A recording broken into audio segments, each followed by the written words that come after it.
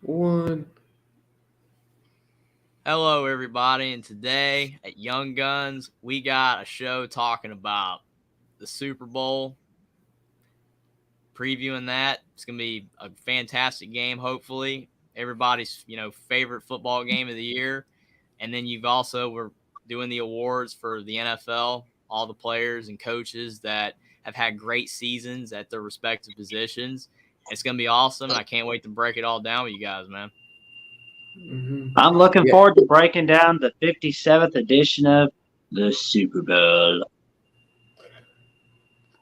I hope it's a good game this year, but I really hope that the Chiefs win too. Oof. I'm an Eagles hater. Yeah. So is Austin, aren't you, Bo?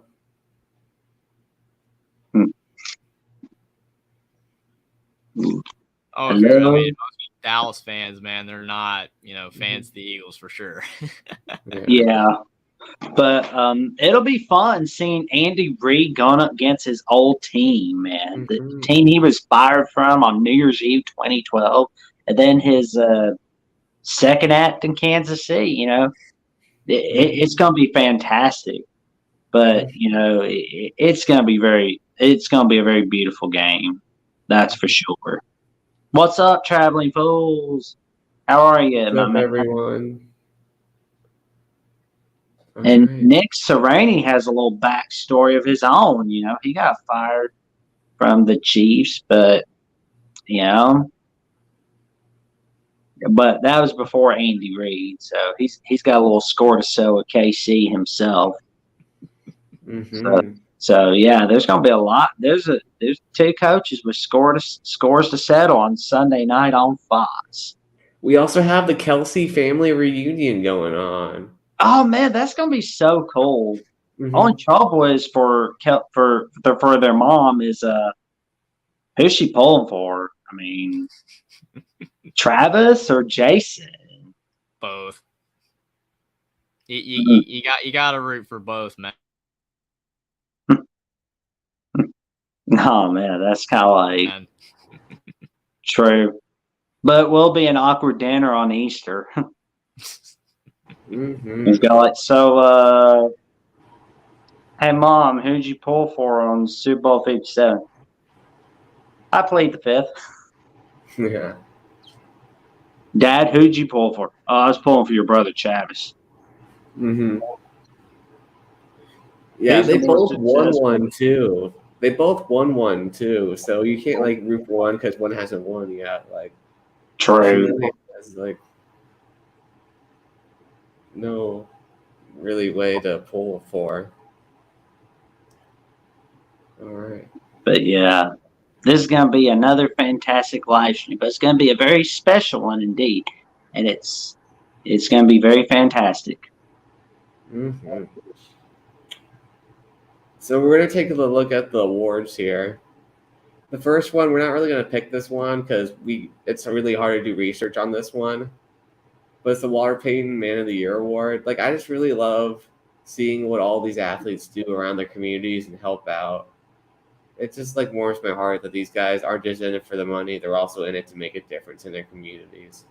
Oh man, I mean these guys are so cool, man. It's you love to see it. oh yeah, I mean, like you said, I mean, making money, a lot of these guys, I mean, they deserve it, as hard as they work and, for the entertainment for us and, the amount of stress they, put through their bodies and just the fact that they're just elite at what they do.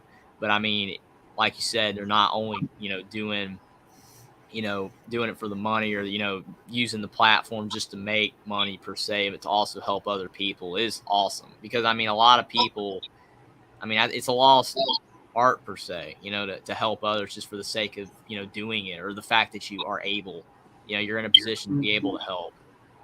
It's awesome. Mm-hmm. It sure is. Mm-hmm. Yeah. I mean, I think Russell's kind of hoping that the Denver community will help him though after the rough season, but he did so much good with Seattle. Mm-hmm. So Yeah, obviously, like you said, you mentioned, before we, came on that it's impossible to know who's going to win this. completely Yeah. possible. I mean, it's gonna, they're gonna pick one, and they're all deserving for sure. Mhm. For sure. All right. So the first award we're going to look at is Defensive Rookie of the Year. So the first one is Tariq Woolen, who's a cornerback from the Seahawks. And I think it's a good story that a guy from UTSA could just straight up start in the NFL and already become nominated for Rookie of the Year. It just shows the culture in Seattle of developing young players and really making them stand out. Mm-hmm. Yeah. Yeah, I mean, he's done a fantastic job for sure. Yeah, I mean, he's had a great year this year. We look forward to seeing, more awesome plays from Tyreek Woolen in the coming years. Mhm. But, I feel bad for the Rams and the 49ers and the Cardinals because they got to deal with him twice a year. Mhm. But the Seahawks, they're going to be very happy in the future. Well, I mean, it's awesome when you come from a smaller school because of the fact that when you are coming from a top program and you're a top draft pick, you're already expected to,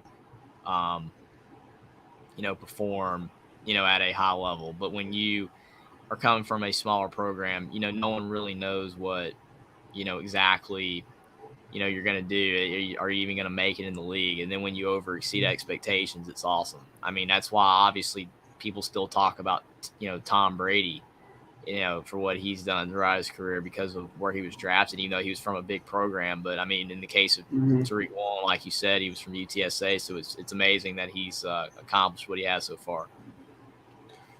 Yeah, and I think it's impressive that the Seahawks are already loading in the new talent because, of course, that Legion of Boom, they're all gone now, so they got to have new guys step up, and Tariq Woolen definitely has done that for. I mean, he's led the league in interceptions this year. I mean, that alone is impressive. And he's just a little draft steal from Texas San Antonio, man. I mean, I'm telling you, this is exactly why you should watch the mid-major games.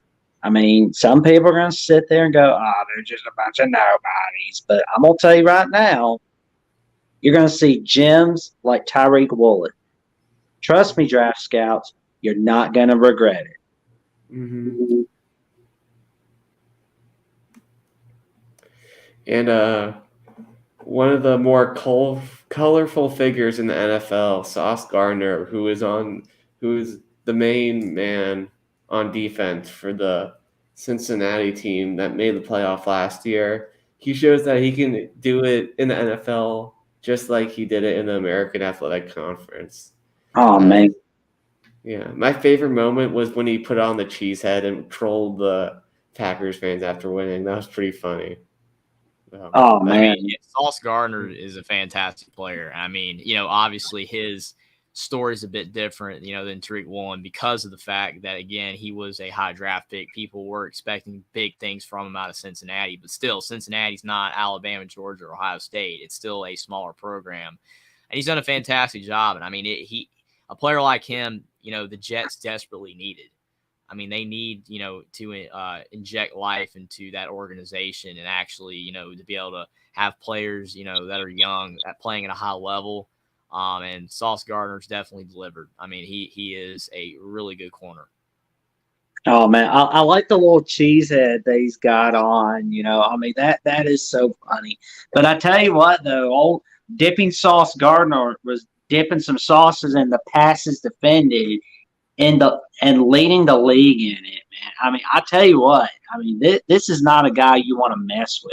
AFC East. I'm gonna tell you right now, Buffalo Bills. You might want to watch yourself twice a year. But as for the New York Jets, when they do at some point get to the playoffs in, I say 2023, 2024, Sauce Gardner is one of the reasons why. He's one of the best of the best in the NFL.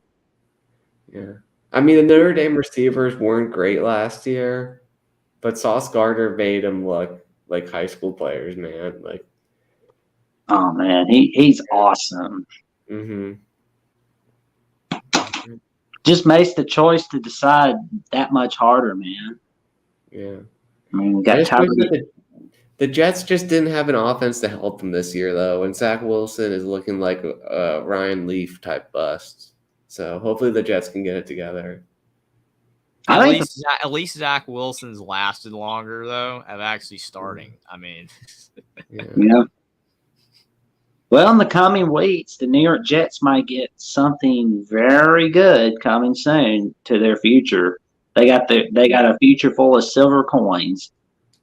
Mm-hmm. And our other man, Aiden Hutchinson. Oh man, he's been fantastic this season. Oh man. Mm-hmm. well, I mean, Aiden Hutchinson. I mean, he his success already speaks for itself. What he did in college at Michigan. I mean, he was a beast at Michigan, and he freaking made the Heisman. I mean, as a defensive player to make the Heisman list today is amazing. I mean, you don't do that anymore. So I think that is amazing. So we knew that more than likely he was going to be a stud in the NFL, and he has. You just look at what he's doing for the Detroit Lions, and an organization like the Jets with Sauce Gardner that needs players like this to play hard, to bring back the tough defense, especially with the Lions, that they've had, at times in the past. And I think that he is a perfect player for them, and he's had a great rookie year. And I mean, it is extremely tough to know, who to pick in these awards, because all three have been great players. Mm-hmm. I just think, like, what if the Jaguars picked him first instead of Trayvon Walker? Would they have beat the Chiefs? Would they be the team possibly? That's a very good question, Will. That is a very good question. Mm-hmm. Yeah, it is. It's a big what if. Mm-hmm. But yeah, I mean, it was impressive that he looked just as good in the NFL as he did in college. It's impressive to just like seamlessly transition so well, just like the other two guys that are on our list. Yeah, because a lot of times, I mean, even when you're a top pick, you do struggle, and you've seen it with tons of top picks. They don't, perform, especially in their rookie year, at the same level that they did in college. It's a definite step back, and they might eventually be really good, but they do have that transition period. To your point, none of these three, have had that issue.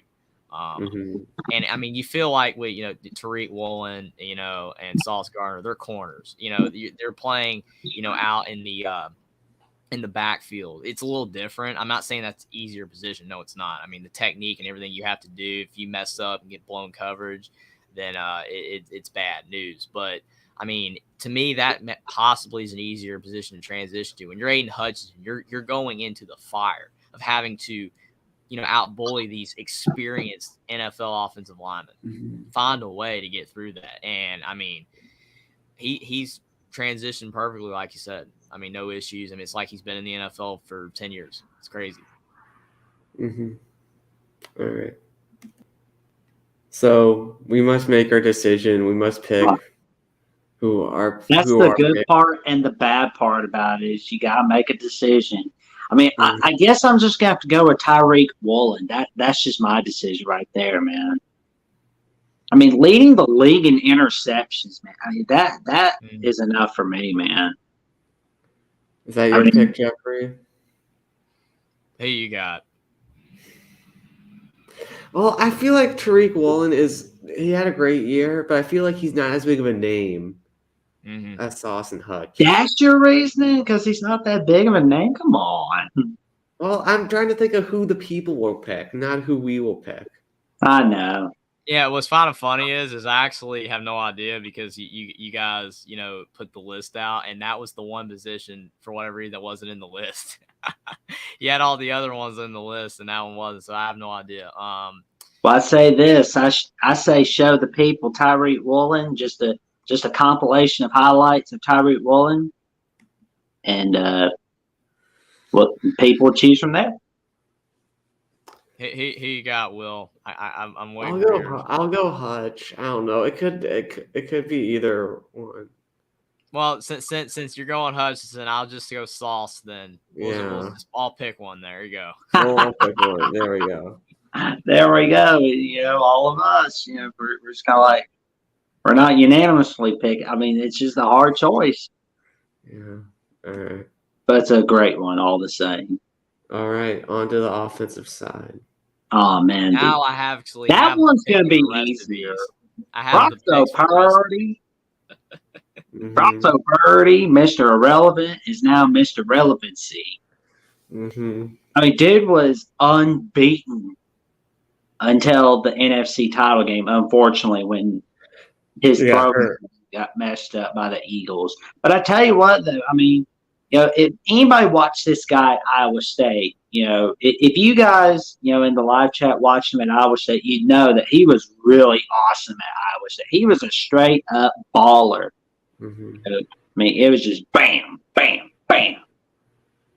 Mhm. It was just, I mean, even though they had a disappointing 2021 season that year at Iowa State, Brock Purdy did very well.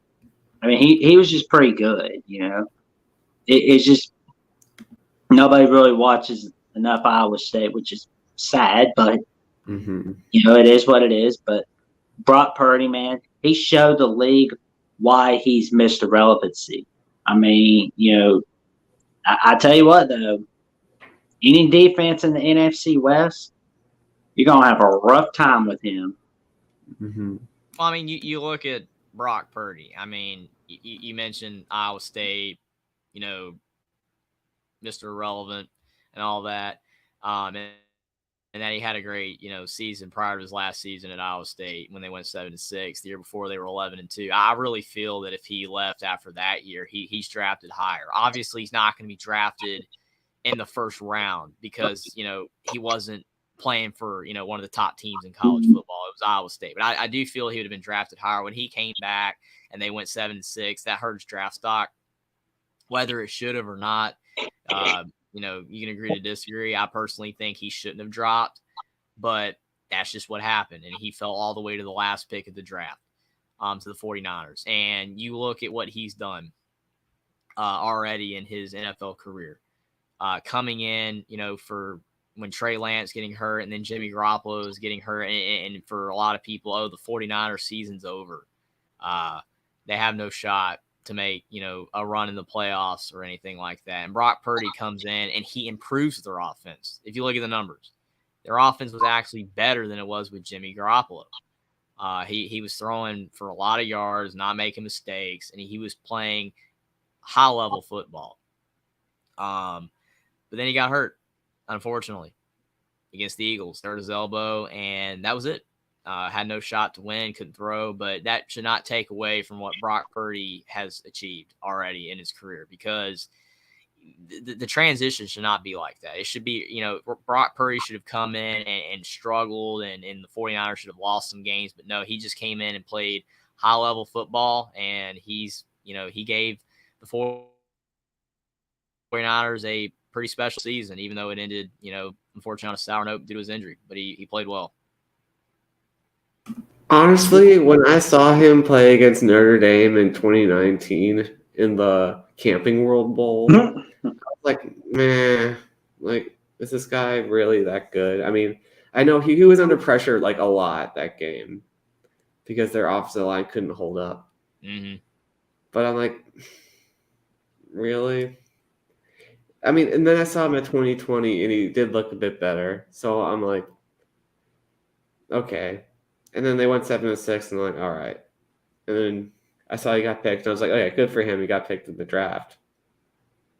But my goodness, man. Brock Purdy, the guy's a gamer, man. He's a gamer. Similar to Stetson Bennett. I mean, the guy just keeps going and going, even though he probably doesn't have the most talent. He got everything out of that talent this season for the San Francisco 49ers.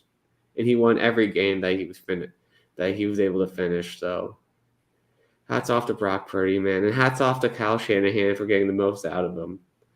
Just such an impressive job and an impressive season for him.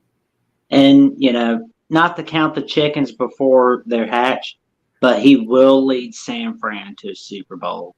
Mm. Well, him and Christian McCaffrey and Brandon Ayuk and Debo Samuel and Georgia the Jungle Kittle. Mm-hmm. Along with that defense too. Oh, for sure. Can't forget about the defense, man. That defense is fantastic. Mr. Bosa, man, I would not want to get on his bad side. I tell you right now. Woo! No way. No, you don't want to make him mad. But I guess it's onward to our next guy for the Offensive Rookie of the Year. Oh, man, Kenneth Walker, the Fud, who was drafted at the second round from Michigan State. I tell you what, he was a fantastic draft steal. I mean, the Seahawks, man, I want whoever is making these draft decisions in Seattle, I want them. I want them. Mm-hmm. Oh, man. I mean, you look at Kenneth Walker, I mean, he's part of the reason, that Michigan State, he's basically the reason, but you trying to be fair. There's other players in the team. They went 11-2 because Kenneth Walker was incredible. He transferred in from Wake, and he just lit it up for Mel Tucker. Mel Tucker gets, the big contract extension, and they go 5-7. That's another discussion for another day. But this guy on the screen right here, Kenneth Walker, is the reason that Michigan State was that good that year. And he was a steal. And he has performed at a high level in his rookie year. He is a great running back that just 2 short years ago, no one even thought of. He was, not, one of the best running backs in college. He was just, another running back. And then he goes to Michigan State and he just bursts onto the scene. I mean, he just out of nowhere. Like you're like first, second game of the year, and you're already talking about Kenneth Walker. Wow, this guy, he's running everywhere. And then he just kept going on and on and on. And I mean, he obviously he's showing he can do it in the NFL as well. And if he keeps playing at this high of a level, he could be great and have an awesome NFL career. And he definitely deserves consideration to win Rookie of the Year because he had a great season. Oh, man, he's going to be fantastic for the Seahawks. Although I feel bad for those Cardinals and the Rams and the 49ers because they are going to have to deal with this guy twice a year. I do not want to be on the bad side of Kenneth Walker III. I'll tell you that right now. The thing for me for running backs is that is it really them? Are they that good? Or is it their offensive line? And that's what I have with running backs. I'm like they drafted this guy that high, even though he's a running back and he had a great offensive line. But with Kenneth Walker, man, it's like the guy's just an animal out there getting those extra yards off the tackle. And just like the defensive guys, he just made that seamless transition. Like he did just as well in the pros as he did in college, and like that's just unheard of for so many people. And he's their Marshawn Lynch replacement, man. I mean, maybe Marshawn's a little more tough and Kenneth is a bit more speed. But yeah, definitely Seattle fans gotta be excited with their young talent with him and Tariq. So oh, man, he is fantastic. Mm-hmm. Also, Mel Tucker better be kissing his feet, man. I mean, that money. I want to say that's actually what I was gonna lead up to. I was like, yeah, he got the contract, due to this. Nah, I didn't want to say it. There's other players on the team, but it's like, man, you get the contract and then oops, 5-7. Kenneth Walker's gone. He's not walking through your door anymore. The transfer portal, man, you can strike gold every now and then. Oh, man, I tell you what, though, Tyreek Woolen and Kenneth Walker are, they are keeping the Seattle Seahawks alive and amplified in the playoff race for future years to come, man. I tell you what. Mm-hmm. All right. Man, Garrett Wilson. Wilson. Yeah, I know, right? Mm-hmm. Well, I mean, Mr. Wilson did come from Ohio State University, which is wide receiver university. So I mean, he's great. I mean, Chris Olave had a really good season as well in his rookie year, but Garrett Wilson even better. And I mean, again, the New York Jets need players like this. They just do because they've been bad for a while. And with all these players that they're getting that are really good and they're panning out per se. They're not coming into the league and they're busts or anything like that. They're coming in and they're playing really good football. That gives good signs for a pretty good future for the Jets. If they can just get the quarterback situation figured out. But Garrett Wilson, I mean, he went through the quarterback controversy, all season long that, the Jets had. You had all the quarterback injuries to their quarterbacks all season long. Zach Wilson was down. And you had to even have Joe Flacco out there at times. I mean, Joe Flacco's out there throwing passes, and Garrett Wilson's still putting up really good numbers. So he had a great season in his own right. And like with all these, it's just so tough to pick who should be the rookie of the year. Oh, man, he's had to have Joe Wacko and Zach Wilson as quarterbacks and, Mike White. Oh, yeah, Mike White. I was blanking on his name. I kept trying to say, champ. Injuries to their quarterback, Zach Wilson and Flacco, the other guy, Mike White. That's it. Yeah. But, yeah, Garrett Wilson, though, he's done a fantastic job despite the fact that he's dealt with a situation that's not his fault. But I tell you what, though, maybe if he gets somebody that goes on Pat McAfee every Tuesday, he might have a very fantastic 2023. Mm-hmm. Aaron Rodgers. Oh, Here's yeah. the thing that I gotta ask you guys. Oh, man. There we go. But, yeah, Garrett Wilson's been fantastic in 2022. I mean, 1,003 yards in receiving, man. That I'm not mistaken, it's 1,103 receiving yards. I have a question for you guys. What's that? Can you guys even name another good receiver that the Jets have had? Like, I can't think of anyone that's made the Pro Bowl or anything. Yeah, it's been a while. To Edward's point, he says Aaron Rodgers already said he's not going to the Jets or 49ers. Yeah, I was just answering Jackson's because I knew what he's talking about with, coming on the Pat McAfee show and everything. But, yeah, I do have a hard time seeing him going there. Yeah, he's Edwards probably said going to Robbie Vegas. Anderson. I mean, was Antonio Holmes there a few years? I don't know. Yeah, I think so. I know they were then the Redskins got Santana Moss from the Jets, and he was awesome. Santana Moss, man. Man, we're going way back when. Yeah. I just can't think of any that were top 10. But yeah. All right. Moving on. So then I guess we gotta do our pick. Oh, yeah.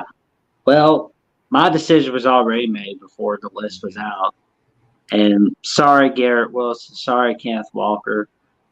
But I got to go with Brock Purdy. Mm-hmm. Mr. Relevancy. Yeah, I mean, I'm with you. I mean, I want to pick Kenneth Walker or Garrett Wilson. But, I mean, Brock Purdy coming in and playing the way he did. I know he got hurt, and that kind of stings. But, yeah, I think Brock Purdy should win it. Yeah, I think it's going to be a sweep with Brock Purdy. And now that since we all said Brock Purdy, it's not going to be him because that's how it works on our show. Yeah, we need it. We need a buck on Mike or Austin. Well, buck on Mike picks Garrett Wilson. Yeah. Okay, more safe. He picked Hutch as well. He agreed with me in the defense. Now, if you had said Sauce, I would have said Hutchinson. So yeah. Either way you go, I mean, it. I had no idea, man. Yeah. Edwards points 8 games versus 16 games is interesting. Yeah, I agree. I mean, that's a good argument. I don't know. We're going with the best assistant coach And our first one is Ben Johnson, who is the offensive coordinator for the Detroit Lions. Oh man, Ben Johnson, he's been so fantastic at the Detroit Lions. It's just he's done such a great job in his first year as offensive coordinator. Mm-hmm. And I mean, it's a shame they didn't make it to the playoffs. But I tell you what, though, they showed the Packers a thing or two on how it works in the NFC North. Mm-hmm. I mean, he was so good. There were a lot of teams recommending him to be their Nets head coach, but then Mr. Johnson decided, I'm going to stay here and run it back in 2023, see if I can win this division. But I'm going to tell you right now, if the Detroit Lions win the NFC North division, that man, Ben Johnson, is one of the reasons why. I mean, he's done a great job. The Detroit Lions offense was way better. And I know a lot of people, are not Jared Goff fans. I mean, we have heard that, tons of times, but he played well this year. And Detroit's not fixed. There's still issues with Detroit. I mean, they still need a lot, of player improvement on both sides of the ball. I still think the offensive line needs a lot of help. But I mean, Ben Johnson, got as much as he could out of the offense. Jared Goff had a good season. And just overall, they were just so much better. They were actually a fun team to watch, for the first time in a long time. I mean, since Matthew Stafford and Golden Tate and Calvin Johnson, you know what I'm saying? Like back probably 8-9 years ago. I mean, at least, the lines weren't great, but I mean, they were at least watchable, or they were fun to watch at the very least. And now the Detroit Lions have that again. So it is nice to see. And if Ben Johnson keeps, having the Lions play at this high of a level on offense, he will be a head coach. I mean, like the total yards per game on offense with Ben Johnson as offensive coordinator, they were 4th in the league in offense, right? And in the passing yards per game, they were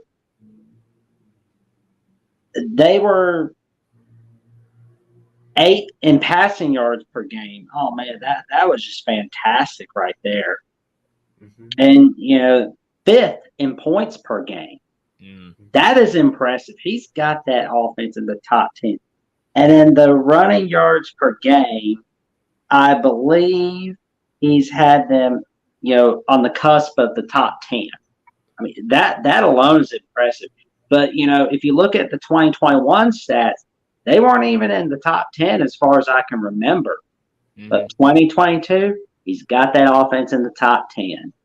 Mm-hmm. I mean, how big is that? I mean, I feel like Jared Goff looks better this year with the Lions than he ever did with Sean McVay. What do you guys say to that, or do you think that's going too far? Yeah, that's like a 50-50. I mean, on the one hand, I mean, at times, yes. But then on the other hand, he had moments, at the Rams. He had moments, that they were, he was good and they were solid. So I would say probably 50-50, maybe slightly leaning toward maybe he's better this past season. Tim says, great job, Will, Jeffrey, and Jackson. You almost make me interested in the NFL again. Almost. Well, hopefully we can get you interested in the NFL again. Because, the NFL in the next year or so is going to be really fun. That I can guarantee. Mm-hmm. Mm-hmm. And you're going to see what's going to make it fun is the Detroit Lions winning the NFC North in 2023. Oops, that's my way too early prediction. Ooh. Mm-hmm. I see. Yeah. Going with the bold predictions, man, in early February, and the season's not even over yet. I mean, hey. Hey, I mean, they're keeping this guy as OC, man. He's not going anywhere, and Dan Campbell is doing a fantastic job over in Detroit, man. I can see it. I mean, the fact that one can see it suggests how far the Lions have come. Yeah, and the Vikings, man, we know how they are with Kirk Cousins. I mean, they're not world beaters. I mean, they were always in a tight game in 2022, which means they're going to have a down year in 2023. The Packers keep doing the definition of insanity, doing the same thing over and over again. And the Bears, well, they're just treating Justin Fields like the Lions did the Matt Stafford. But I'll tell you Maybe what, worse. yeah, I feel like the Lions got screwed out of that playoff game against the Cowboys. Don't you think that the refs did them dirty? oh yeah. Don't they always do the Lions dirty, as far as I recall? Mm-hmm. I mean, that one Hail Mary pass against the Packers basically showed that. Yeah. I mean, then the football god said, "You know what, Cowboys? We screwed your opponents in a playoff game, so we'll screw you in a playoff game." So I thought that was justice. What happened? I mean, sorry, Des, but that was justice. I thought. I mean, the thing is, man, is that calls, are questionable. I mean, sometimes it kind of gets to a point where it's like, hey, I mean, it seems to be tilting one team versus the other.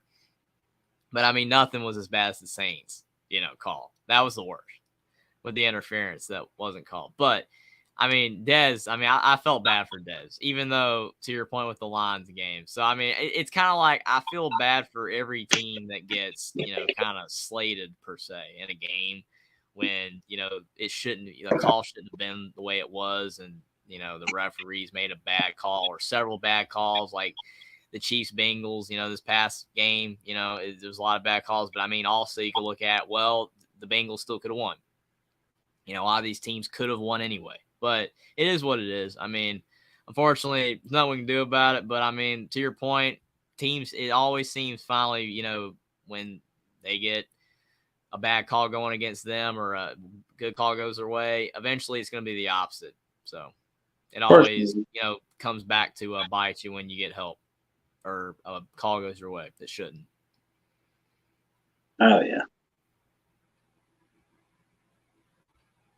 Oh, DeMeco Ryans, the Bama man. Oh, man, he's been doing a fantastic job over in San Francisco to the point that he parlayed that into a top-notch head coaching job at the Houston Texans.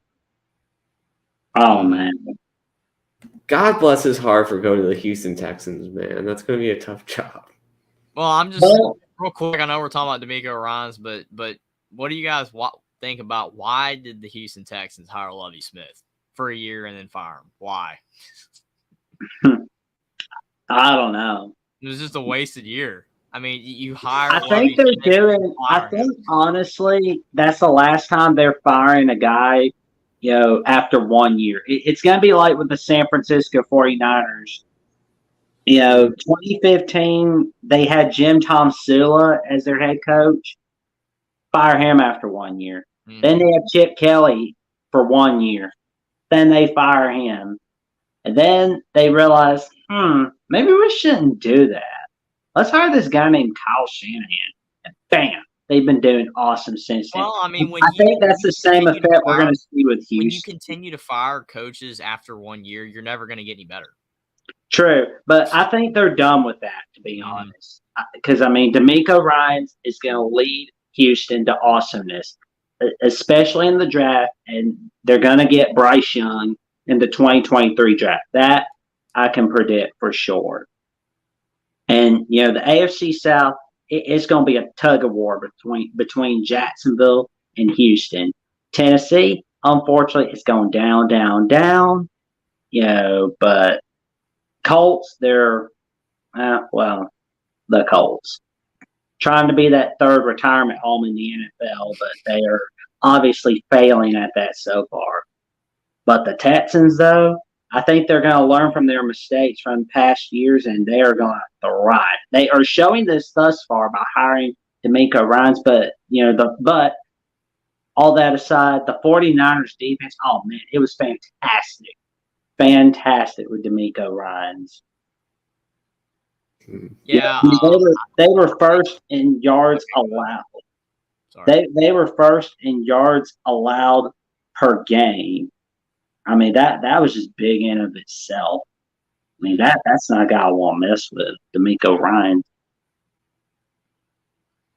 Yeah, I think that with D'Amico Ryans, I mean, I hope it works out with Houston because I mean he did a fantastic job this past year with the 49ers. I mean, they have a lot of talent, on the defensive side of the ball, but you also have to have the talent play well and you have to have good schemes, and he does. And the 49ers had, statistically the best defense in the NFL in most categories this season. And D'Amico Ryans, deserves a head coaching job for what he has done. I mean, when you, as a coordinator, do an elite job at your position, you do deserve a head coaching job. I mean, that's just the way it is. That's how you move up. And I'm glad for him that he's getting a head coaching job. Unfortunately, it's the Texans, and I really hope that the Texans, to your point, Jackson, they're not going to fire him after a year like Lovey. Keep him longer. Or David Culley. Yeah, and let him have time to have a chance to build something down there, because you don't want to hire D'Amico Ryans and give him a year or two and then say, well, we're still at the bottom. Let's just go in and get rid of him and fire him. I mean, no coach is going to be able to fix the Texans unless you give them time. The Texans are in awful shape. You're not going to be able to turn it around immediately. The other teams in the NFL are playing much better football than you. They have much better players than you right now. So please, Houston Texans, do not fire D'Amico Ryans after a year. Give him time. But he did a fantastic job with the 49ers. He's a big reason why they were the best defense in the NFL this past year. And I wish him a lot of success at the Texans and hope that the Houston Texans give him time. Well, yeah, he really turned Nick Bosa into like one of the better players, into an elite player. Mm-hmm. So he is scary. He's not someone that I would want to be the offensive lineman on the other side of the line for. Oh, no. Yeah. So who do we think is going to get Caleb next year? Who do you think will tank? Oh, I don't know, to be honest. That's a very good question. Dolphins? No, they like to. I don't know, man. Colts. I'm just taking a guess here, to be honest. I mean, maybe Colts would be is a good guess. I mean, it's almost impossible to project, but yeah, I think that spot the Cardinals. Maybe, you never know. I don't know. Yeah. Yeah, but last I checked, the Cardinals are basically the retirement home of the NFL, so to speak. Mm-hmm. But I don't know why a team wants to be the retirement home. I mean, that would be a good. That's a good Packers, call. Good call, Troy. But I don't know why a team wants to take older quarterbacks. I mean, obviously, sometimes they work out. I mean, like the Broncos getting Peyton Manning after his injury, but like that's different. I mean, you had a great defense, and Peyton Manning was elite. I mean, you didn't know how he was going to play after the injury, but he was elite. I mean, it's different when you're taking a guy, like Matt Ryan, who was already not playing as well at the Falcons. And then you take him, Colts, and then your offensive line is horrible, and you get a quarterback that can't move, and he just gets destroyed all season. I mean, like, that doesn't make any sense. If you're going to take an older quarterback, he has to either fit your system, he's still playing at a high level, or if he's not a mobile quarterback because he's older or whatever, he never really ran anyway, you got to be able to protect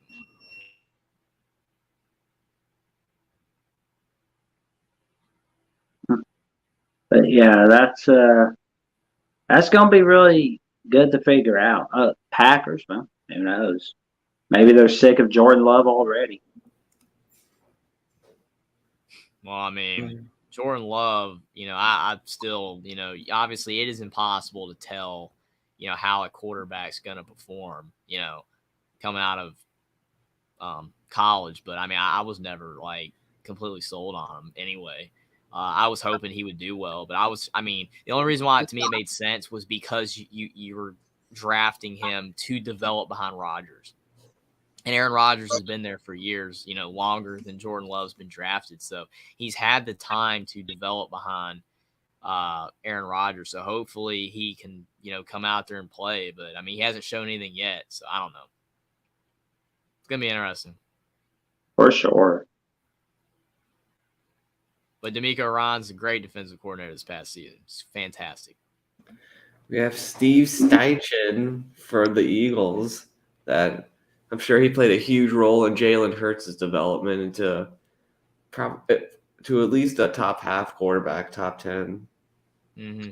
Well, when you got Devontae Smith and one of the best receiver that the Titans traded away because they didn't want to pay him, A.J. Brown, I'm telling you right now, you're going to have the best offense in the NFL right there. You got Jalen Hurts as your quarterback, Devontae Smith, and A.J. Brown at your disposal. I tell you what, that's going to be really awesome.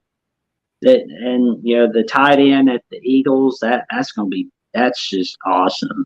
You're going to win, and they proved it this year. Yeah, I think that with the Eagles, I mean, you look at their success this year. I mean, Jalen Hurts was a quarterback that coming out of college, from Alabama/Oklahoma, a lot of, experts were weary of him, that, he's not going to perform at a high level. He's not built for the NFL. He can't throw, at a high enough level, even though he's capable of it. But he didn't have the, elite passing skills, and he was a good running quarterback. But how running quarterbacks are, they get hurt, and then over time their season just kind of derails, or and their career derails. So I think that the development of Jalen Hurts is really great to see, because a lot of people doubted him and a lot of people thought he wouldn't, ever become a great quarterback.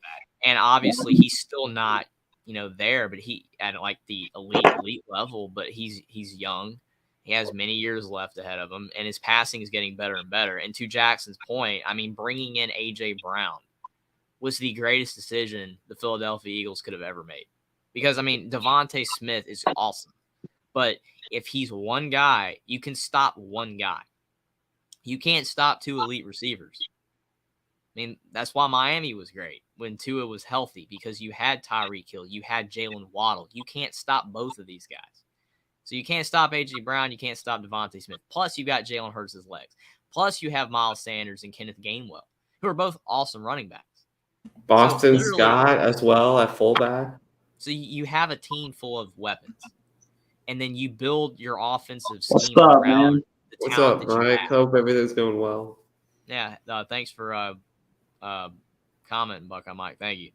But I mean, you build the offense around what you have, and he did that. He utilized Jalen Hurts' legs, he utilized his arm, and he utilized the receiving core they had, and the running backs that they had, all the talent, and they put together a great offense. So, did a really good job. Mm-hmm. I agree. Jason Kelce in that O-line also. Oh, yeah, man. Dallas Goedert as your tight end, that's awesome too. He's really good as well. I mean, they just have great players. I mean, they've done a great job getting good talent in. Mm-hmm. For sure. Thank you. We'll keep the cause. Well, you have to take your little break. We'll keep it going. Can't wait to see you back, man. Thanks for coming in the chat. Thank you. Mm-hmm. Yeah. I mean, I feel like this guy did a good job, like, not messing it up. Like, I'm not trying to be mean to him or anything. I'm sure he's smart. But with all that talent, I don't know. Well, I mean, you're right, Will. I mean, it literally, when you have like all the talent in the world on a team, I mean, it literally is not messing it up. I mean, you just can't be awful. It's like with Alabama coordinators, you just can't be bad. Or Georgia coordinators at this point, you just can't be bad. As long as you're good or better, then that's good enough when you have all the talent that you could possibly, use. I mean, that's all you got to do. And I feel that he definitely achieved that. The Eagles were really good on offense this year, and they should have been. So he did it good. Yeah. So our pick for the best assistant coach. I'm going to be honest. I'm picking Ben Johnson to be my choice, man. Because, I mean, That the job he's done in his 1 year as offensive coordinator. I mean, wow. Yeah, that's also my pick too. But, like the Eagles, like their OC, he's a candidate, but you're supposed to win with A.J. Brown and Devontae Smith and Jalen Hurts, the Bama Sooner, man. You guys remember how they got Devontae Smith in the draft? Oh, man. Remember that last game, that Week 17 game? Oh, man. With the Commanders, and they put in the third-string quarterback. That was It paid off. It paid off for him, man. I mean, I was laughing at the time. Mhm. I'm like, this crappy team's going to the playoffs, but yeah. Yeah, I don't know. I mean, I'm it's torn between Ben Johnson and D'Amico Ryans, because on the one hand you've got Ben Johnson, he's done a fantastic job, turning the lines around on offense. But then with D'Amico Ryans, he got a head coaching job because of how great he was. So I mean, I really want to go Ben Johnson, but I'll take D'Amico Ryans. Going with the Bama man, that's awesome, man. Yeah. But it's like this. Well, you're I mean, now the that's deciding fair, vote. Edward. Dallas has talent too, but I also just don't like the Eagles, so I'm trying not to keep my bias, but I probably am showing a little bias. The second that you say one negative thing about a team, or like it's not positive, then everyone's like, "Oh, you're biased, or you don't like this team." It's so difficult. You just about straight down the middle. I love every team; they're all great. Mm-hmm. But as Mike said, please subscribe if you're enjoying us talking some football. Absolutely.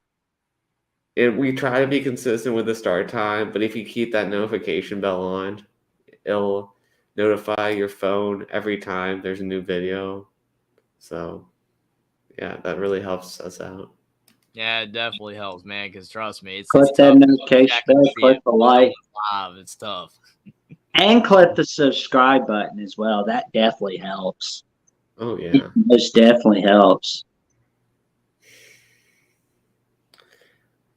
Mm-hmm. But and yeah, also Mike showing off his Eagles fandom. Oh man. But yeah, who's your pick? Yeah, it's funny that he's from Ohio, loves Ohio State, and technically the Cleveland Browns, but he also likes the Philadelphia Eagles. That's funny. Yeah. Mm-hmm. I said D'Amico Ryans, if you're asking me. I picked Ben Johnson. Oh, I was asking Will. Mm-hmm. Yeah, I picked. He agreed with you. Yeah. Ben. You went with D'Amico too, Will? No, I said Ben Johnson. Ben Johnson. Oh, you said Ben Johnson. Woohoo! All right. Yeah. So Mike also picked D'Amico. So we're 2-2. Yeah. I mean, I love D'Amico, but you got a talented defense. So, I mean, I'm not trying to understate what he's been doing. He's done a fantastic job. But Ben Johnson, that offensive jump in 2022 is just too big for me to ignore. Mm-hmm. Mm-hmm. All right, so Coach of the Year. Oh man, Brian DePaul. Oh man, the Giants under Joe Judge were the laughing stock of the league. I mean, they were like doing a quarterback sneak on the 1 yard line with Joe Judge. Like, seriously, who doesn't? And it's like on their own 1 yard line. Like, have you been like under substance? You can't be doing that kind of stuff. Mm-hmm. It was embarrassing, and I was laughing. But I'm not laughing at the Giants now, man. They're definitely going in the right direction. No, they've been doing a fantastic job. He's made Daniel Jones look like one of the best quarterbacks. I mean, do you know how hard that is to do? Mm-hmm. I mean, wow. And, he's gotten Saquon Barkley back on the up and up.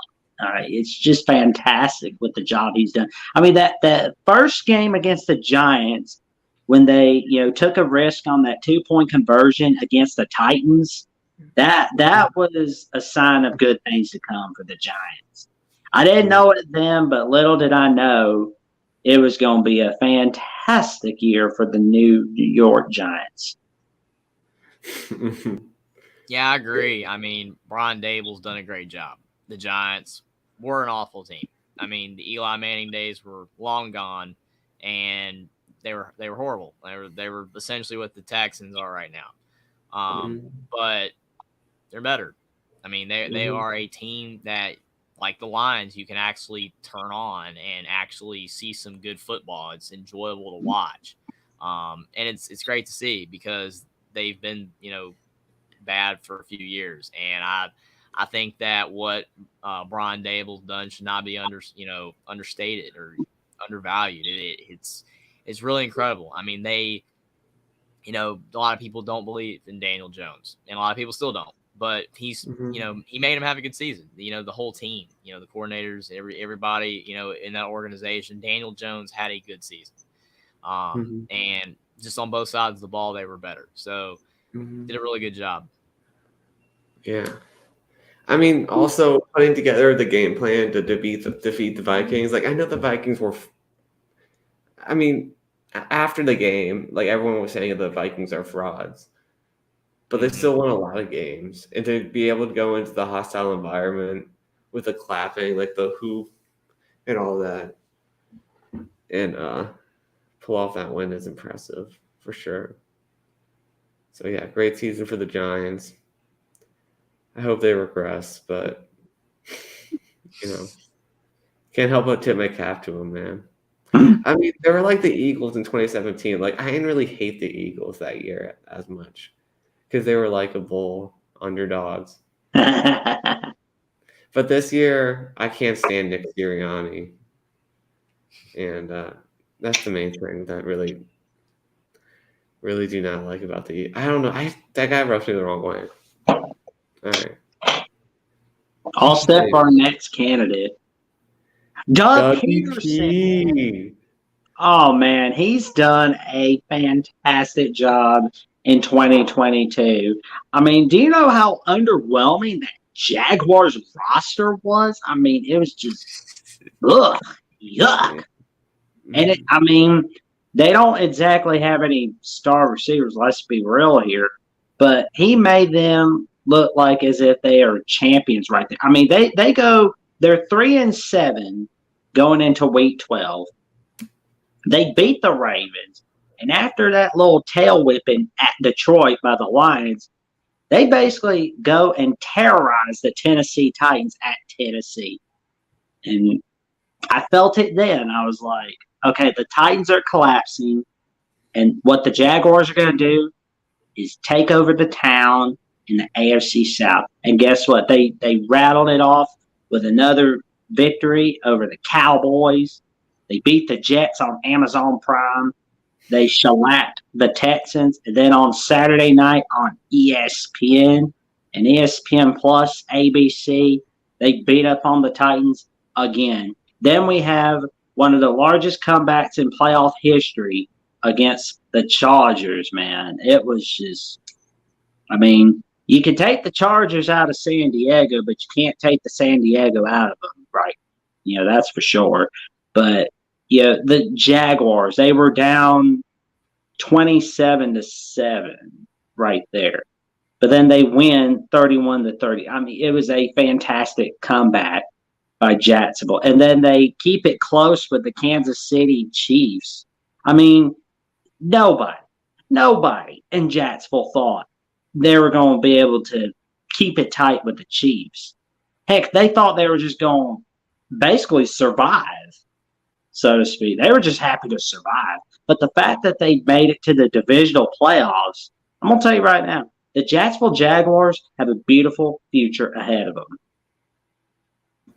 And that's, all thanks to Trevor Lawrence and all thanks to, most importantly, Doug Peterson, the head man in charge. Yeah, I mean, the Giants last year were the laughing stock of the NFL. The Jaguars, they're like that really, I don't know, just like that person, they did something really bad. And you look at them and you're like, ugh, that was the Jaguars last year.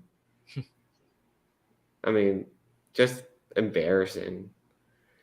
And Dougie P, Like when my Commanders barely beat them, I'm like, all right, it's going to be a long season. We barely beat the Jaguars. But Mhm. by the end of the year, along with that beautiful win in Philadelphia, those were Mhm. probably the two best wins the Commanders had all season. Right. So But you look yeah, at just the Jaguars this year. I mean, all I can say is that you had the Urban Meyer, fiasco last year that did not work out.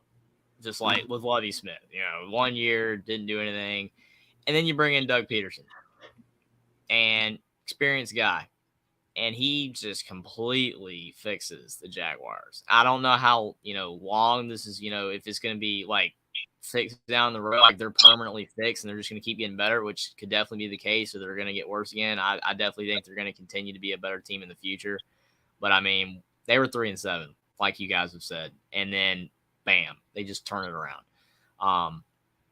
And I mean, Trevor Lawrence is a great player, and a lot of people were starting to doubt Trevor Lawrence. Oh, is he actually, as good as, people were saying? Yes, he is. And the team, rallied around Trevor Lawrence. They rallied around the defense, played better, and Doug Peterson.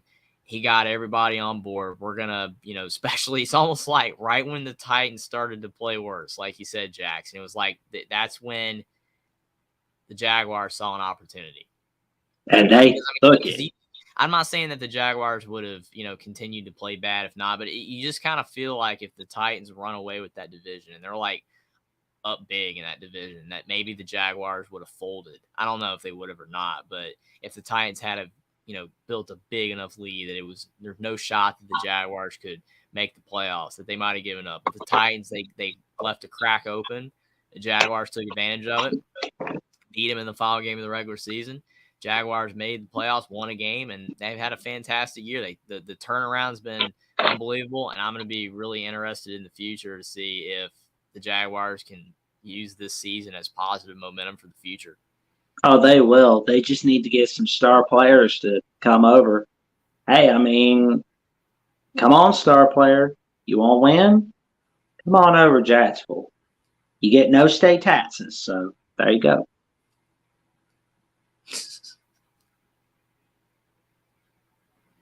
Kyle Shanahan, oh man, he's done a great job at San Francisco.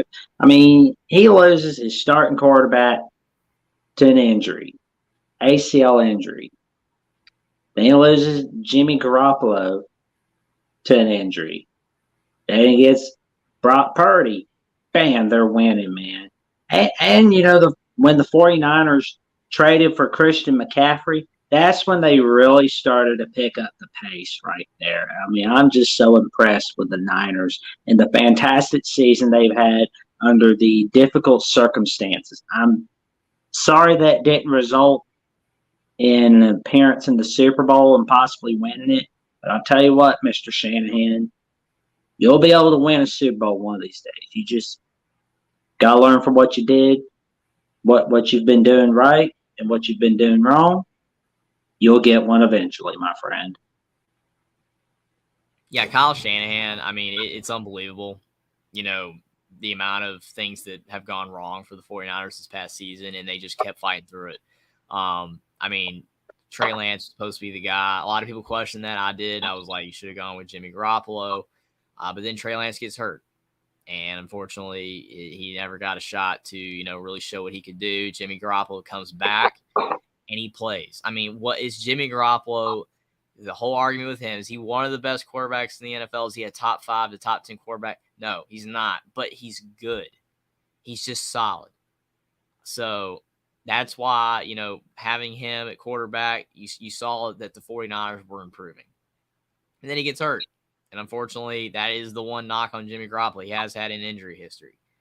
But then you bring in Brock Purdy, and it's like, really, I mean, he's not supposed to do anything. He's a rookie. He was the last pick of the draft. He's not supposed to do anything at all. And he comes in, and yes, the 49ers have all the talent that they could possibly have. I mean, and that's a big key. I mean, I agree that, when you have Deebo Samuel and you bring in Christian McCaffrey, genius move, again, by the 49ers, genius move. But you have all these players that any quarterback could succeed. I disagree with that. because, again, if you have a bad quarterback and you have all the talent in the world, it doesn't matter. You can still fail. But Brock Purdy came in. They got him rolling. He was playing at a high level. And that's a remarkable job by Kyle Shanahan. I will say, though, that if somehow, when Brock Purdy went down, Josh Johnson had to come in, and then the 49ers were still winning, then this guy easily wins, Coach of the Year. If somehow that happens, if he's able to win with Josh Johnson. But fortunately, they couldn't do it at that point. It was just too many losses at the quarterback position. Couldn't do anything about it. But had a great season for the 49ers, and with all the turmoil that they had and bringing in Christian McCaffrey, had a great season. He did a great job. I mean, I do have things with Kyle Shanahan that I don't necessarily like.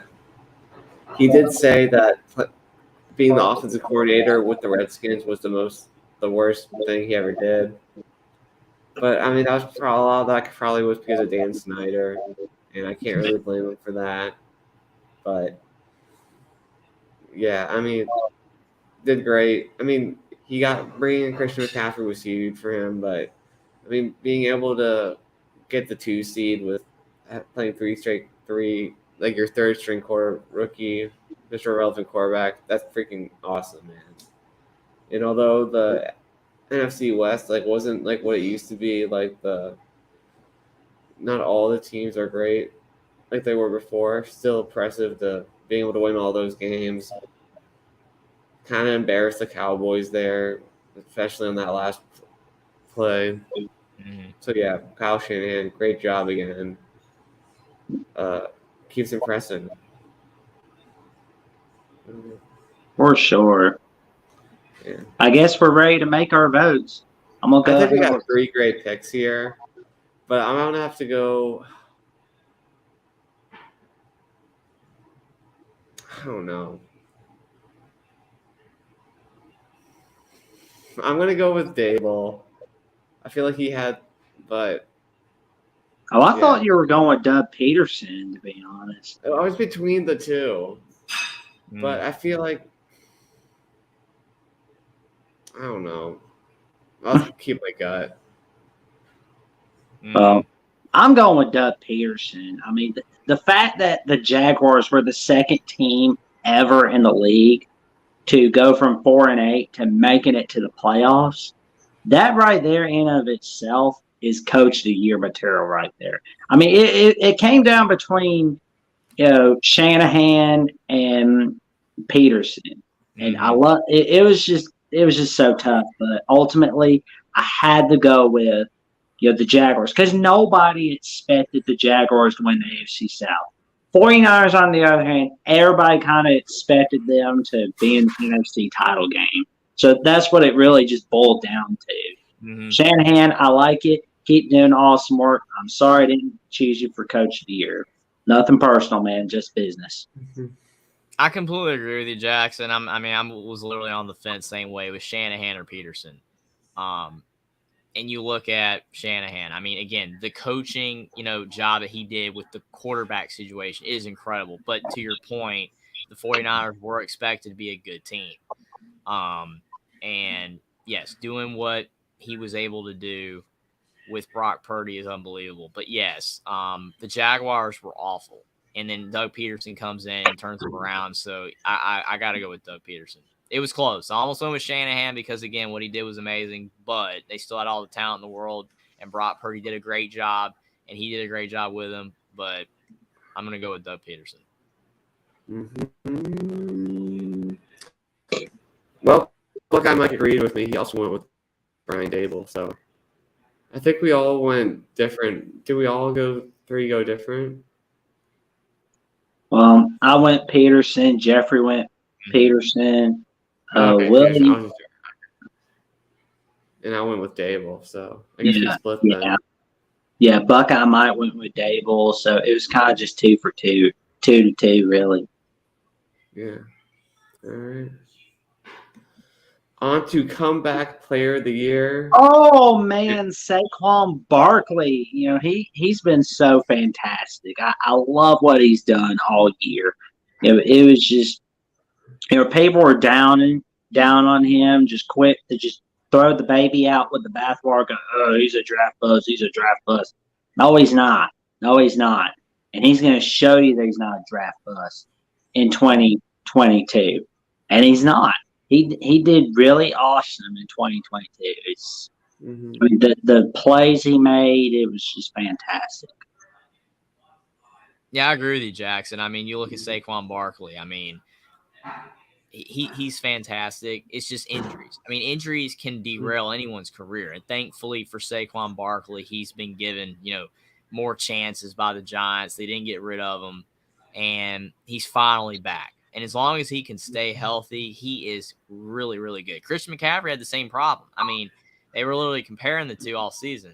How Christian McCaffrey for the Panthers was not playing. He was banged up. He was hurt. He was not playing. That's the reason the Panthers got rid of him.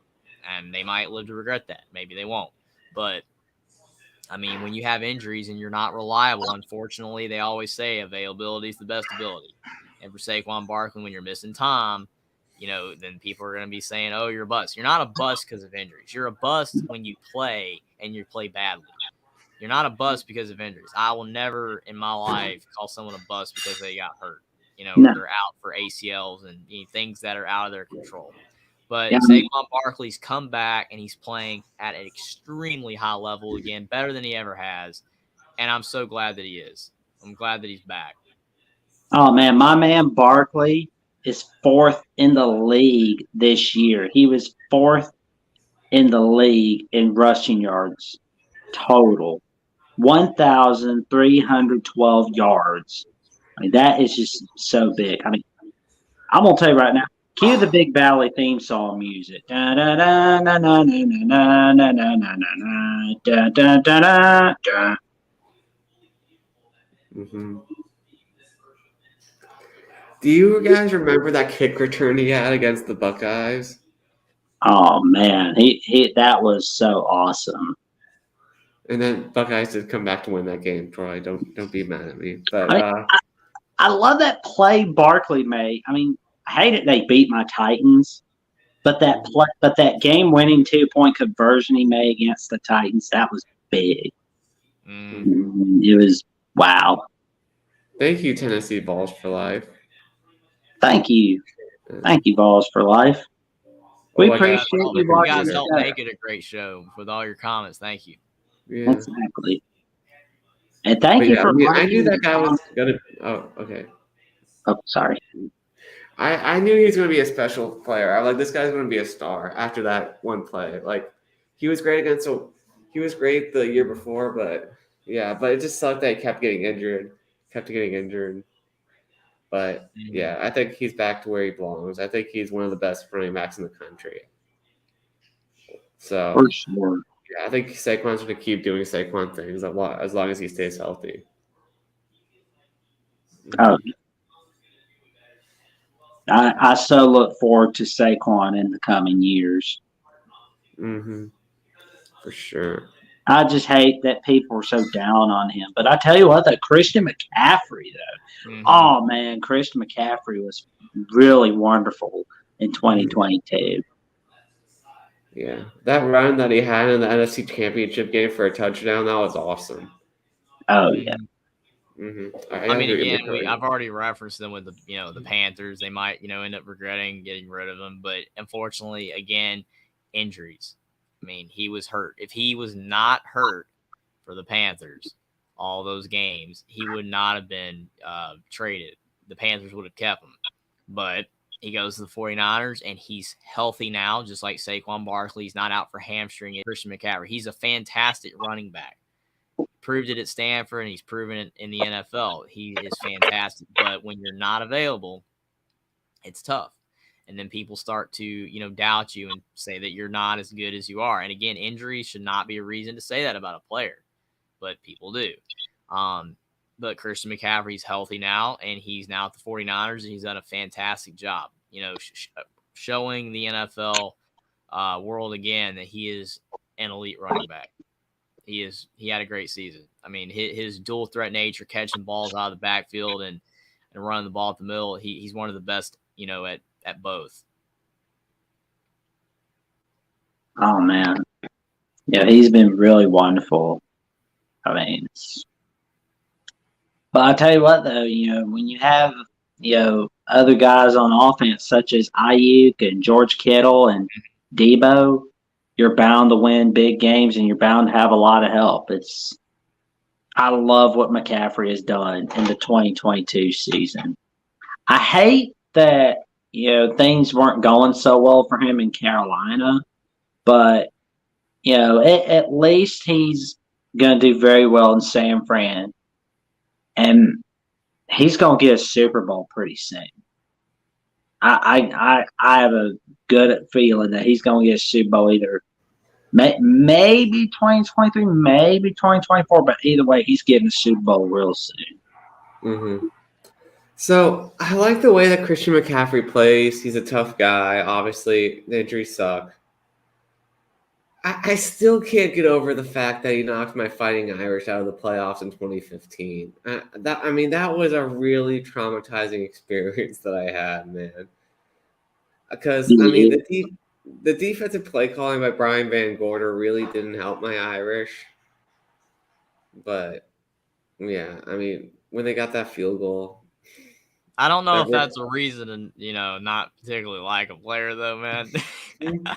Well, it's painful memories, man. Painful memories. He's a great player. For people that like the Panthers or are stuck watching the Panthers every week on TV, it hurts that McCaffrey's gone, but I'm still watching him on TV with the 49ers and enjoying watching him play. It is what it is. Panthers are the ones that made the move. I still just remember watching the Irish players cry after that. It hurt. That loss hurt. It's like 8 years ago. Oh, man. I don't remember these games, man. I remember the 2011 Michigan collapse at the Big House so clearly. Yeah. Don't remind me about the 2009 or the 2010 games against Michigan. Oops, my error. Those games suck too, but the 2011 one. Yeah, I said too much. Sucked, but 2011 was the worst. 2011 made me never root for Michigan again. Oh man. But yeah, it's. Man, Edward with the shots fired, man. It's okay, Will. Don't Notre Dame don't play well in the college football playoff anyway. He saved you some heartache. That team was the most talented Notre Dame team I've ever seen play. For sure. But the defensive play calling that Brian Van Gorder had, I could have done a better job. I seriously felt like all three of us, if we were the defensive coordinator for Notre Dame, could have made better play calls than Brian freaking Van Gorder, man. And man, just take me back to 2015, 11-year-old me, man. Notre Dame OC called this man well indeed. You would have been better than Brian Van Gorder. Hey, Notre Dame, if you're watching this stream, call Will indeed. He's one of the best as OC. Hello, who am I speaking to? You're speaking to Will indeed. Do you want the OC job? Yes, absolutely. What do you think, Will? Would you like the OC job? I'll give it to Joe Brady. Okay. Would you like to be assistant to Joe Brady? I'll give him his Gatorade. Like, if he wants water, I'll pour him a cup of water, man. Like, as long as I get to go to all the games, that'll be fun. There we go. As long as they'll allow me to drink 3 or 4 chugs of Gatorade, and then it's worth it, along with going to all the games. Because if not, I don't want to have dry mouth while I'm letting them wet their whistle. I want to get some drinks. Oh, man.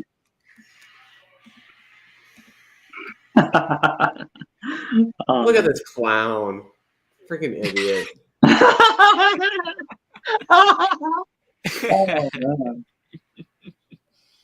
Oh man. Are we on our did we get our all right, let's go to the last one. We got off track there. I had a Brian Van Gorder memory. Yeah. Memories. We probably would have been the Buckeyes if we would have had Kirby Smart instead. But we lost that game too. All right. Geno Smith. I'm happy for Geno, man. Everyone said he was a bust. Geno Smith sucks. Geno Smith's a bust. He's terrible. And look at him, man. A Pro Bowler. Hey, man. Hey, the Pro Bowl. I could play in the Pro Bowl right now.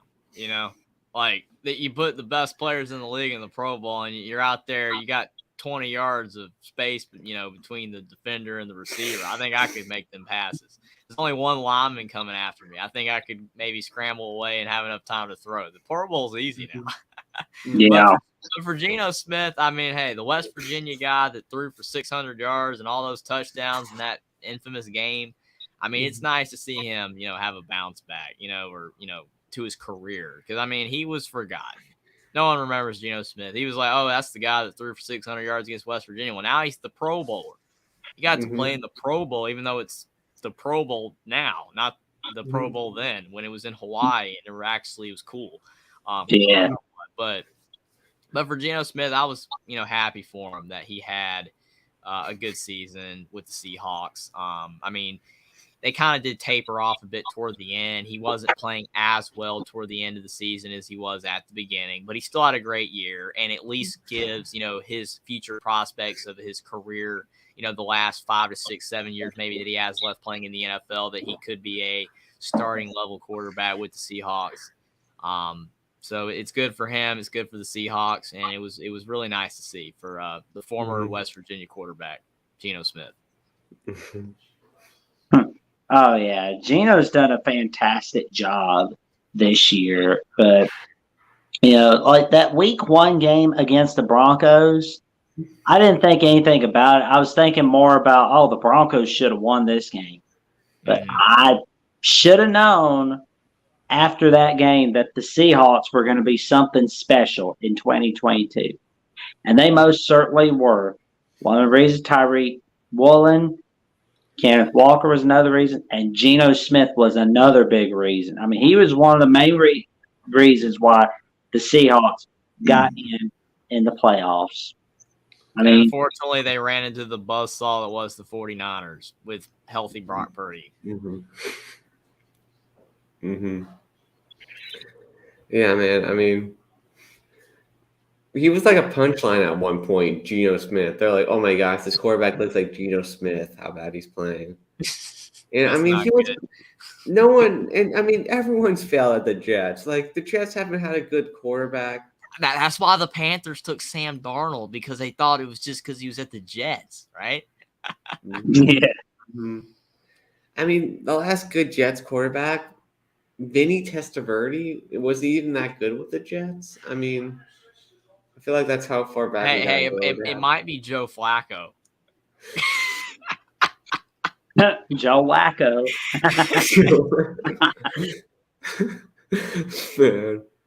Man, I remember that was one of my first football memories, watching Joe Flacco highlights on SportsCenter when he's with Delaware. Man, those were the days. Oh man, good with the Jets. Oh really? Ooh, yeah. I remember that, man. Honestly. Wow. Yeah, but yeah. Well, Thanks, Buck. I'm like, I had to throw that in. I mean, obviously Flacco's not it, but I mean, it's just funny.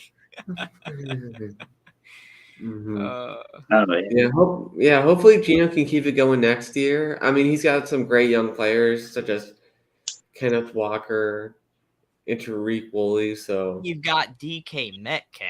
Oh, DK. I mean, the tight end receiver. I forgot about him, DK Metcalf. How could I forget about the Rebel DK Metcalf? He's awesome. Edwards has Mark Sanchez. That's a stretch. It's a stretch. I mean, Mark butt Sanchez fumble has had his moments. They were few and far between. But, I mean, Yeah.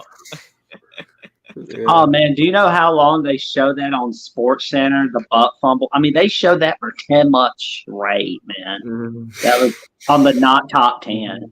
It was like, on our not top 10, number 1 is Mark Sanchez at the butt fumble on Thanksgiving Day against the Patriots. Yeah, it's like old news, but it's still relevant. It's like, so much later that the old narrator had to take over. And now we have the number 1 top 10, not top 10 play, Mark Sanchez and the butt fumble on Thanksgiving Day. I mean, I feel like his defense really helped him out, but he did make some plays and did make 2 AFC championships. So. Yeah, as Troy points out, they got Lockett too. He's really good. Oh man, You know who they should still have if they didn't trade? AJ Brown. oh man. Wait, no. Yeah.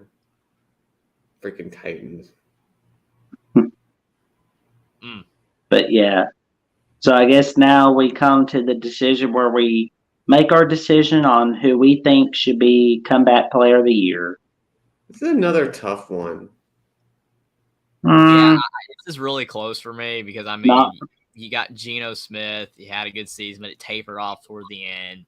Christian McCaffrey had a really good season as well. But I mean, the few games where the 49ers were trying to, bring him back on, he didn't put up a lot of stats in those games. And the few games he was still with the Panthers weren't really elite. I'm going to go with Saquon Barkley.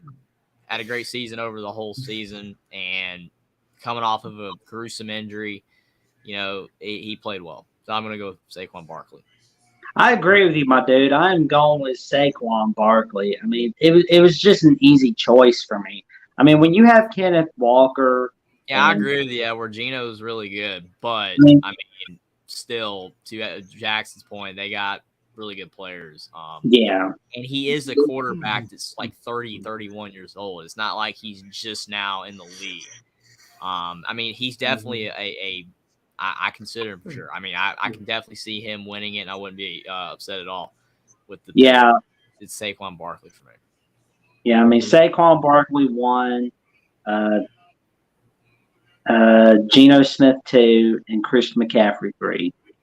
Sorry, Christian, nothing personal. This is business. Sorry, Geno, this is business. I gotta go with Geno, man. I mean, he was literally the joke of the NFL at one point, and Mike agrees with me. So, yeah. Well, I mean, I do understand the definition of comeback is that he wasn't doing anything in the NFL and then he played. I get the definition, but for Saquon Barkley, I mean, he had injuries, he's been having issues, and he just came back and played like he did before, if not better. So I mean, I can see both for sure. Mm-hmm. All right, defensive player of the year. We're starting out with Nicky Bosa. Oh man, Nicky Bosa, man. I'm so impressed with the stuff he's been doing this year. Mm-hmm. But, it's Nick Bosa, so, I mean, he's bound to be awesome. Mm-hmm. Yeah, Nick Bosa was elite this year. I mean, 18.5 sacks, played at an extremely high level. I mean, as we pointed out before, you don't want to be on the opposite side of the ball when he's playing. I mean, you're done if you don't get enough time. It is almost game over. So it's been really fun to watch him this season. And again, the 49ers defense as a whole, I mean, Fred Warner as well. I mean, just so many players on defense for the 49ers have been great. But Nick Bosa stood above them all, and he's just played great all year. It's great to see him healthy and playing well again. Mm-hmm. Let's see. Maggie Johnson and Duncan says, good energy tonight. I like it. Well, thank you. Thank you. Thank you very much. Mm-hmm. Thank you for watching the show.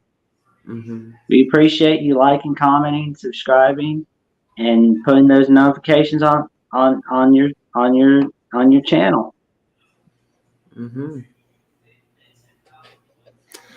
I mean, I felt like Nick wasn't quite as good as Joey coming out of Ohio State. So I'm like, is he going to be, like, is he that good? Or is it just because he's Joey Bosa's brother that he's getting all this hype? But Nick has been even better than Joey in the NFL. Mm-hmm. Right. Which I think is impressive that he's really able to come out of his brother's shadow and show that, no, I'm the best Bosa. And yeah, I mean, he was an animal against the Cowboys, man. And even against the Eagles, like, he had his moments too. Mm-hmm. Although the Eagles just have more weapons, so it was a bit harder to defend. But yeah, just a great year for Nick Bosa. And it showed as his team almost maybe went to the Super Bowl if Brock Purdy didn't get hurt. I think it shows in this picture how good he is, man. I mean, those arms, man. Yeah. Oof. I mean, like I said, man, he is really good, and he hits Mm-hmm. hard. Oh yeah. Mm-hmm. Oh yeah. I would not want to be on his bad side. I feel bad for the Rams and the Cardinals, Seahawks. They have to deal with him Mm-hmm. twice a year. So do not make Nick Bosa mad. Do not. No. He'll eat you like a chicken nugget. Mm-hmm. For sure. Chris Jones for the Chiefs. Oh man, he was really good, man. I'm impressed with Chris Jones. I mean, the Mm-hmm. Chiefs' defense as a whole has been great this year. I mean, it's everyone talks about their offense, but the defense has been really good as well. And defense wins championships. So you look at the Super Bowl. I mean, it could come down to the defense for both teams. Which defense plays better? Even though the offense is important, but the defense is really going to matter. And like you said, Jackson, Chris Jones has played at a high level this year. I mean, it is so tough to be a defensive end, defensive tackle in the NFL because you have to fight through all the offensive linemen. Consistently play after play and get to the quarterback and get tackles, and it takes so much preparation, it takes so much hard work to get to be able to play at a high level. And Chris Jones has a great work ethic, and he is very consistent, and he's playing at a high level, and he had a great season for the Chiefs. Yeah. I think it's more impressive that he does it for the Chiefs. Just because I feel like the Chiefs have so many quick scoring drives. It's like bang, bang, bang, touchdown. Mm-hmm. Defense has to come right back onto the field. It's a great point. After they got to stop. So I think it's kind of more impressive that he does it for the Chiefs. Mm-hmm. Yeah. So on to our next one. Mm-hmm. Micah Parsons, man. He's done a fantastic job all year, especially against the Rams in Week 5, where he did just enough to get Defensive Honors Player of the Week. It was wow. Mm-hmm. And he had a part in basically ending the GOAT's career in the NFC wild card. Mm-hmm. Yeah. I mean, even as someone that doesn't like the Cowboys, you just have to respect Michael Parsons, man. You got to respect what he's been able to do. I mean, he won that game against Gardner Minshew at the end there, man. Like, he was an animal that whole game. Getting to our mustache legend. And, was it animal against Brady? Always does well against the Commanders. He's just a complete player, man, and he's going to be a problem for everyone in the NFC East to deal with for years. And I respect him, man, in the interviews as well. He seems like generally a good guy. Yeah, I completely agree with you. I mean, Micah Parsons, I mean, he's a young guy. He hasn't even been in the NFL that long. And he is just unbelievable. I mean, 13 and a half sacks this season and 60-something tackles. It's just incredible. He just plays so hard on every play. And that is key. Like with the other, players on this list, you have to play at a high level to be a great player in the NFL every single play. Because if you take plays off, if some plays are not playing as hard, I mean, it's going to show up, and people are going to see that when you're playing hard every single play, even if you don't get to the quarterback, you're causing havoc. And you're helping your teammates maybe get to the quarterback, or you're just putting that pressure so they'll make a mistake. And that's been the key for Micah Parsons. He just puts so much pressure on the opposing team, like Nick Bosa. He's had a great season, and it is so tough to pick, this, award because all three have been fantastic. But Micah Parsons had a great season for the Cowboys. Oh, for sure. But now comes the choice. Studs. Mm-hmm. I'm going to go Micah Parsons for my choice. I got to go Nick Bosa. It's close, though. I mean, they could all win. True. Yeah, for me, I literally was flipping a coin between Nick Bosa and Micah Parsons. It was so close, but I ended up going with Micah Parsons. It was so close though. Mm-hmm. All right. I think it was 2-2 again. Like me and Mike both picked. 2-2. That's our theme for tonight. 2-2. Mm-hmm. And for Offensive Player of the Year, Pat Mahomes. I mean, he is the best and most talented quarterback in the league right now. I think it showed that he was able to beat Joe Burrow injured, and which I mean they got a little help from the refs, but still incredible to win injured against your biggest rival. I mean, like the way he was playing against the Jaguars, you know, in the divisional playoffs after he got hurt, you know, he was, and Jeffrey's gonna know this reference, and some people in the audience are definitely gonna know what I'm talking about by this reference. But he basically played like Chester Good at one point, you know, just like, you know, running with the legs, just go, Mr. Dillon, got run for the first down. Mm-hmm. So it was just. That was impressive right there from Patrick Mahomes. And, you know, those top plays, you know, the underhanded catch, you know, that the underhanded throw, it was like, wow. That was big. Mm-hmm. Yeah, Patrick Mahomes, I mean, he's been playing at an elite level for years now. I mean, I don't know what more needs to be said about Patrick Mahomes. I mean, he won a Super Bowl already. Lost one, you know, to Tom Brady because he was hurt and didn't really have a shot. And this year he's hurt again in the postseason, but he's playing through it. I don't know if he's going to be able to win. I don't know if he's going to be able to win per se a Super Bowl on Sunday.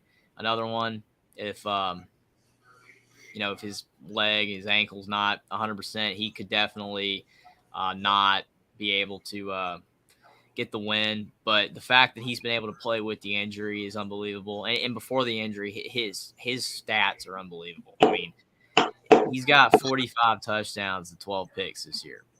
Oh, and man. I mean, he's got yards on the ground, 4 rushing touchdowns, so 49 total touchdowns. I mean, yeah, he's got 12 picks, but when you're throwing the ball so much, you're gonna get picks. It's gonna happen. So he's just playing at a high level. And I know that a lot of people would say that the Kansas City Chiefs offense is so good, and that's why, you know, he plays so well, and he's not actually that good. But you got to imagine that his running back is a 7th-round pick out of Rutgers, and Isaiah Pacheco. He's played well. I mean, the offensive line has protected him enough, but he's taking some hits. But he just finds a way to get out of potential sacks and scramble around. And yes, Travis Kelce is one of the best tight ends of all time, especially at receiving. But still, I mean, you got to get the ball to him. And I mean, people wondered if he was going to do great without Tyreek Hill or not, if he was going to have that same level of greatness without Tyreek Hill. But he did, you know, and, you know, it was just, you know, why people doubted Patrick Mahomes in the offseason, I really don't know. And I agree. Without Tyreek Hill, that was literally my next point. So me and you, Sorry. Jackson, you're good, man. Me and you were completely spot on. That was the point I'm making, bringing that up. I mean, me and you completely agree. I mean, without Tyreek Hill, a lot of people were, you know, starting to doubt, you know, would the Chiefs offense still be good? Because, I mean, they have players that a lot of people are, you know, undervaluing per se, you know, throughout their careers. I mean, you got Kadarius Toney, you've got Juju Smith-Schuster, you've got Marcus Valdes-Scantling. I mean, some of these guys are not guys that are, you know, supposed to be top-end receivers. Mecole Hardman. But they're playing well. And, I mean, they're living without Tyreek Hill, no big deal. So, I mean, it's just been, you know, fantastic what Patrick Mahomes has done this year. It's been fantastic to watch. All the points Jackson made are completely correct, and I completely agree. I mean, that, you know, a lot of people thought that the Chiefs would take a step back without Hill, but it didn't matter, and he had a great season. Mm-hmm.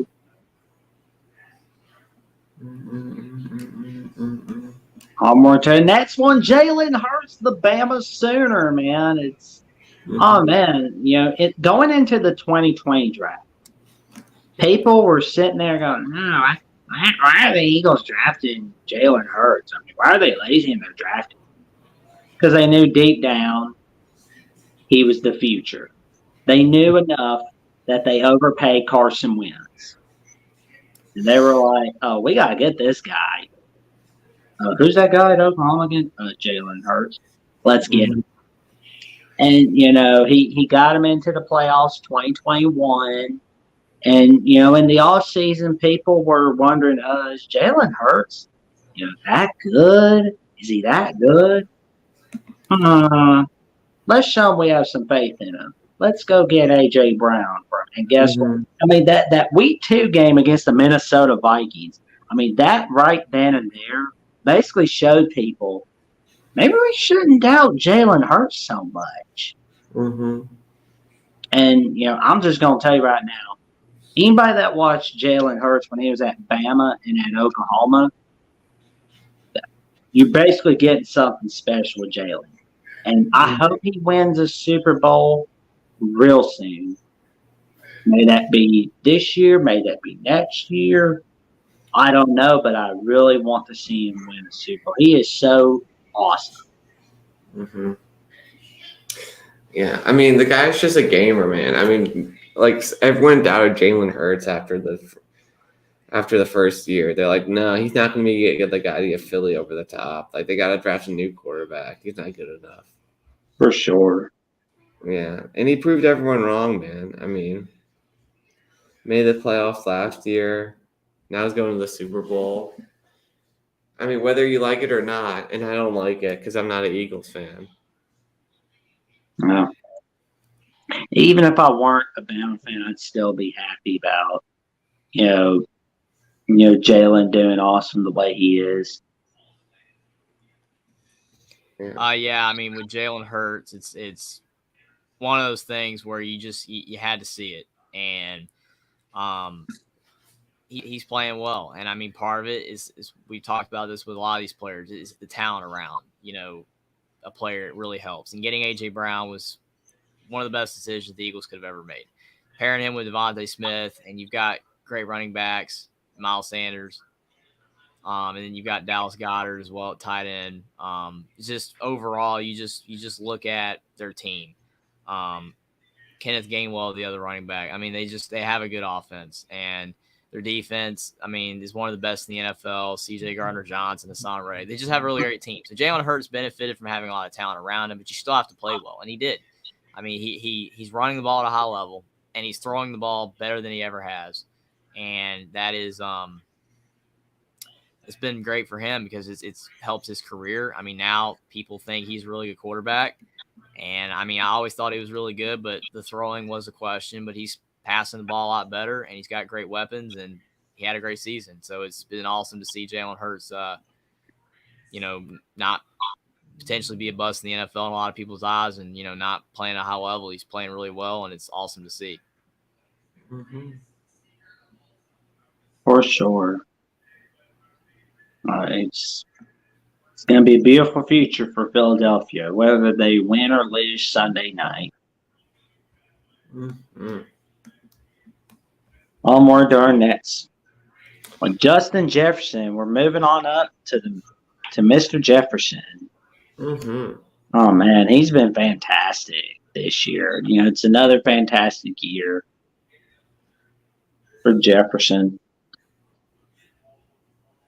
Yeah, man. I mean, people thought, coming out of college, I'm like, he had Jamar Chase and Joe Burrow throwing on his team, man. Like, he was not that good, but man, he had a crazy good first 2 years.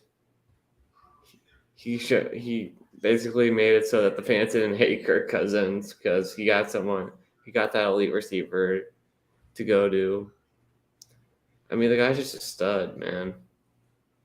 He is elite, huge in fantasy, and made the Vikings have the season that they did this year, even though it was pretty disappointing in the playoff finish. Oh, man. Mm-hmm.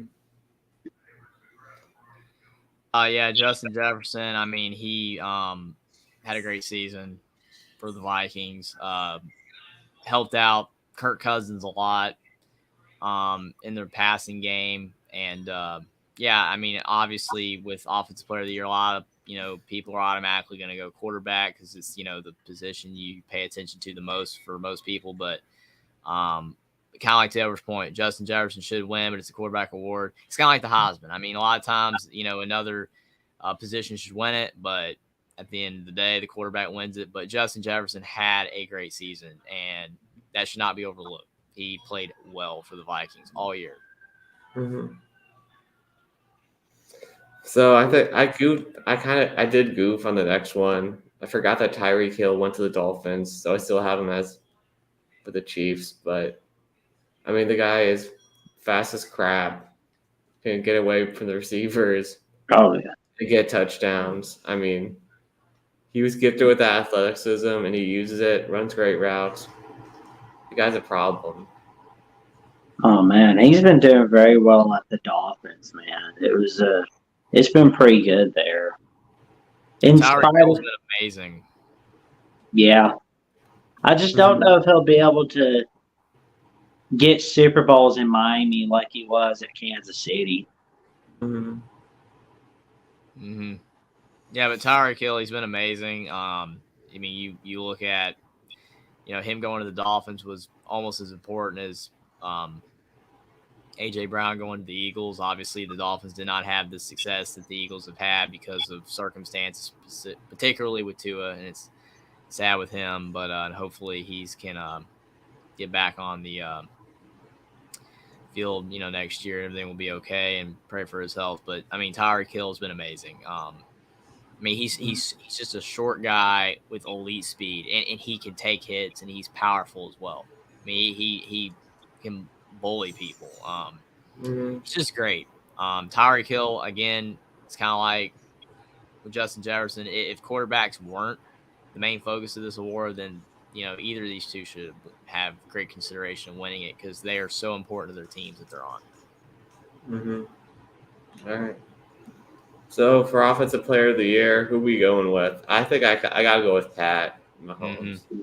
I got Patrick Mahomes as well. I mean, again, if it wasn't a quarterback, most of the time is the award going to them. I mean, it'd probably be Justin Jefferson, maybe Tyreek Hill, but yeah, it's Patrick Mahomes. I mean, Jalen Hurts had a great season as well, but his stats are nowhere near Patrick Mahomes' level. Yeah, I mean, sorry, Jalen, but I gotta go Pat Mahomes. Mm-hmm. Yeah, so the last award, the MVP, has pretty much the same guys, but just two more quarterbacks. Yeah, choices are Patrick Mahomes, Josh. So we got Pat. We also got Josh Allen and Joe Burrow. So we'll talk about Josh first.